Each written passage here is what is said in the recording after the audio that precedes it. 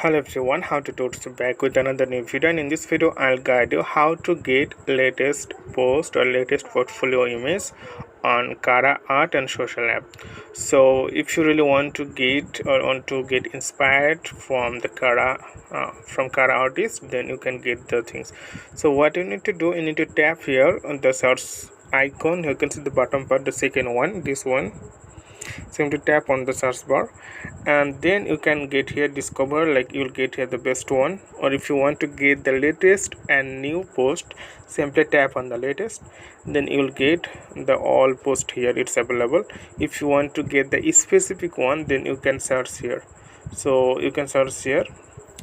And another thing, if you it's like some keywords are trending, so you will get the post this keyword, and you can also get the news from Cara and others. So there are many things. So this way you can get the latest news or latest post or whatever. So okay friend, today is no more, and see you in the next video.